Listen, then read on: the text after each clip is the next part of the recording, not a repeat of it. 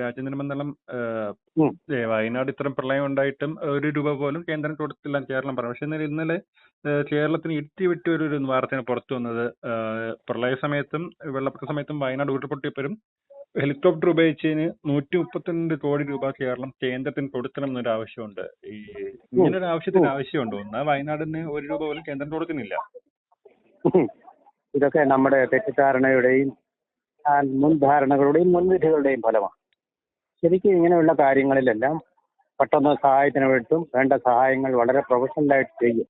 പക്ഷെ ഇതൊക്കെ ചെലവുള്ള കാര്യങ്ങൾ. ഈ ചെലവിനൊക്കെ കണക്കും അക്കൗണ്ടബിലിറ്റിയും. ഏത് സംസ്ഥാനത്തിന് വേണ്ടി ചെലവഴിച്ചോ ആ സംസ്ഥാനം കൊടുക്കേണ്ടതാണ്. ഇതാണ് അതിന്റെ വ്യവസ്ഥയും ചട്ടവും ഒക്കെ. 2018 പ്രളയത്തിൽ ഇത് തന്നെ സംഭവിച്ചു. അന്നും ഇതുപോലെ കേന്ദ്രം പിടിച്ചു വാങ്ങിക്കുന്നു, ചെറ്റത്തരം കാണിക്കുന്നു എന്നൊക്കെ പറഞ്ഞിട്ടുള്ള വിമർശനങ്ങൾ ഉണ്ടായിരുന്നു.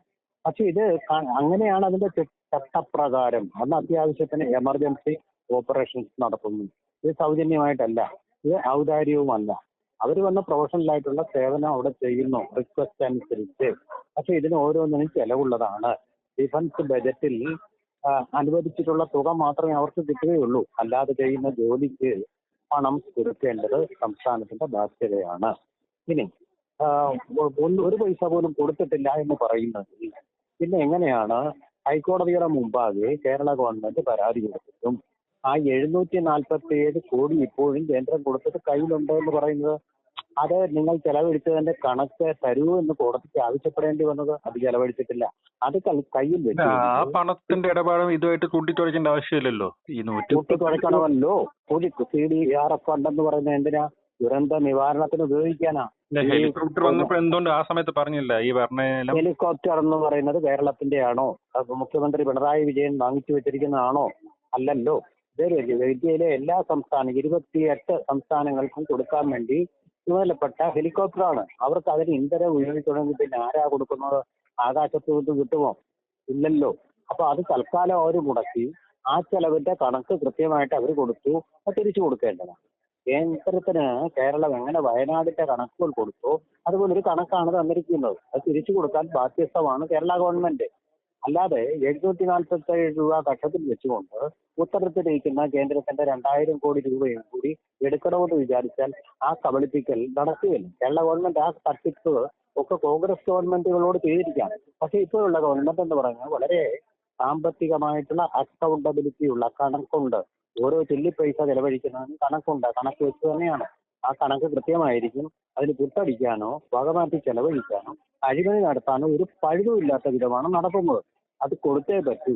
അത് മാധ്യമങ്ങളൊക്കെ വിവരമില്ലാതെ അത് വലിയ വാർത്തകളാക്കി കൊടുക്കുന്നുണ്ട്. വലിയ സംഭവം. അത് തിരിച്ചു കൊടുക്കാൻ ഈ സമയത്ത് ഇത് ചൈനയിലേക്കല്ല പോകുന്നത്, റഷ്യയിലേക്കല്ല പോകുന്നത്, ബംഗ്ലാദേശിലേക്കുമല്ല. ഇന്ത്യ ഗവൺമെന്റ് തന്നെയാണ്. ഇനി ഇതുപോലെ സേവനം ചെയ്യാനും നമ്മുടെ അതിർത്തികൾ കാക്കാനും നമ്മുടെ ജനങ്ങളെ സംരക്ഷിക്കാനും വേണ്ടിയുള്ള സംരംഭങ്ങൾക്ക് വേണ്ടി ചെലവഴിക്കാൻ തന്നെയാണ് പോകുന്നത്. അതിന് വേണം ശക്തമായിട്ടുള്ള ഒരു സൈന്യം നമുക്ക് വേണമെന്നുണ്ടെങ്കിൽ ഈ പണമൊക്കെ വെറുതെ പാഴാക്കി കളയാൻ പറ്റുകയില്ല. കണക്ക് കൊടുക്കും, കേന്ദ്രം കൊടുക്കേണ്ട പണം കൊടുക്കും. അത് കോടതിയുടെ മേൽനോട്ടത്തിൽ തന്നെ ഒരു മീഡിയേറ്ററായിട്ട് കോടതി തന്നെ ഉണ്ട്.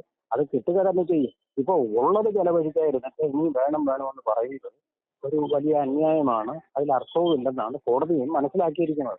അതുകൊണ്ടാണ് കേന്ദ്രത്തിനെ കോടതി കുറ്റപ്പെടുത്താത്തത്. പിന്നെ ഉപരിപ്ലവമായിട്ടുള്ള വിവരങ്ങൾ വെച്ചുകൊണ്ട് കേന്ദ്രം പിടിച്ചു പറിക്കുന്നു എന്നൊക്കെയുള്ള വെറുതെയുള്ള ജൽപ്പനങ്ങൾ എന്ന് പറഞ്ഞാൽ ശരിക്കും മിസ് ഇൻഫർമേഷനാണ്. വിവരദോഷങ്ങൾ ജനങ്ങളിലേക്ക് വിളമ്പുകയാണ്. അത് വിശ്വസിക്കാൻ കുറെ ആൾക്കാരും കാണും. ഞാൻ 2018 ഇത് സംഭവിച്ചതാണ്. അന്ന് ഇതുപോലെ വലിയൊരു അലാബ് ഉണ്ടാക്കിയിരുന്നു. അതിനൊന്നും വലിയ കാര്യമൊന്നുമില്ല. കാര്യങ്ങൾ വസ്തുതകളായിട്ട് പഠിക്കണം.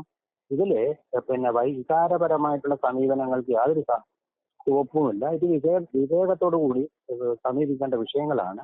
സെൻസേഷൻ ഉണ്ടാക്കി ജനങ്ങളുടെ കയ്യടി വാങ്ങിച്ച് അങ്ങനെ വോട്ട് വാങ്ങിക്കണമെങ്കിൽ അതായിക്കോട്ടെ. പക്ഷെ ഇതാണ് അതിന്റെ വസ്തുത. ഇത് തിരിച്ചു കിട്ടേണ്ട പണം തന്നെയാണ്.